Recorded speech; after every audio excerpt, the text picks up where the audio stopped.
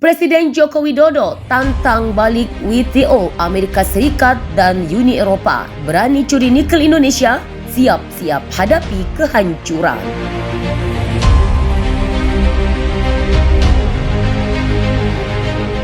Hai Sobat Rebahanes dimanapun kalian berada, terima kasih telah mengklik video ini. Subscribe channel ini untuk mendapatkan info menarik dari kami. Presiden Joko Widodo mengatakan kebijakan hilirisasi bahan mentah akan terus dilanjutkan meski Indonesia kalah dalam gugatan larangan ekspor nikel yang diajukan oleh negara Eropa. Saat kita menstop ekspor bahan bakar nikel, kita dibawa ke WTO. Baru 2 bulan yang lalu kita kalah, tapi keberanian kita menghindarisasi bahan-bahan mentah itulah yang akan terus kita lanjutkan.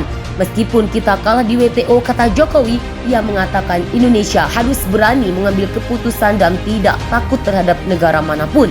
Indonesia sudah terlalu lama dijajah oleh bangsa Eropa. Lalu apa hari ini kita akan biarkan mereka kembali menjajah dan merampok kekayaan alam kita lagi? Jawabannya tentu tidak. Kita akan melawan sampai manapun. Selama saya menjadi Presiden Indonesia, selama itu pula para penjajah itu tidak akan bisa menyentuh kekayaan alam Indonesia sedikit pun. Jokowi pun juga ingin Indonesia menjadi salah satu dari 5 besar negara dengan ekonomi terkuat pada 2045 nanti.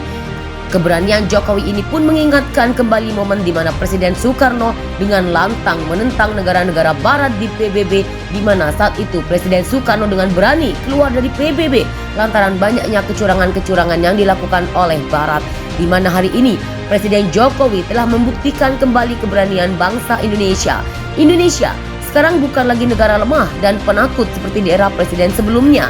Hari ini Indonesia akan menjadi kekuatan ekonomi terbesar kelima, kata Presiden Jokowi.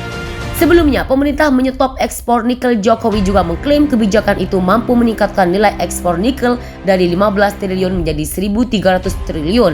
Meski demikian, Indonesia harus menghadapi gugatan di Organisasi Perdagangan Dunia atau WTO. Uni Eropa juga melayangkan gugatan atas kebijakan Jokowi menyetop ekspor bahan mentah itu. WTO memutuskan Indonesia kalah dalam gugatan tersebut. Presiden Amerika Serikat Joe Biden minta Presiden Jokowi buka kembali ekspor nikel demi perdamaian dunia. Presiden Jokowi mengatakan kebijakan hilirisasi bahan mentah akan terus dilanjutkan meski Indonesia kalah dalam gugatan larangan ekspor nikel yang diajukan oleh Uni Eropa. Saat kita menstop ekspor bahan mentah nikel, kita bawa ke WTO. Baru 2 bulan yang lalu kita kalah, tapi kemudian yang kita menghindarisasi bahan-bahan mentah itulah yang akan terus kita lanjutkan. Meskipun kita kalah di WTO, kata Jokowi dalam silaturahmi relawan Nusantara Bersatu di Stadion Gelora Bung Karno atau GBA Senayan, Jakarta. Terkait permasalahan nikel ini, Amerika Serikat rupanya ikut terseret dampak pelarangan ekspor nikel lantaran bukan hanya Eropa saja yang memerlukan nikel Indonesia, tapi juga Amerika Serikat, salah satu industri terbesar di bidang mobil listrik. Hal ini pun ternyata sudah berusaha dinegosiasikan oleh Presiden Amerika Serikat Joe Biden ketika di KTT G20 Bali kemarin.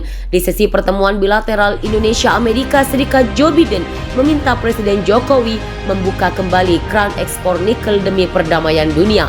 Biden mengatakan jika Indonesia tetap melawan dan bersikeras melarang ekspor, Indonesia akan berurusan dengan seluruh negara maju dunia. Beberapa hari setelah pertemuan itu, ancaman Joe Biden itu pun menjadi kenyataan.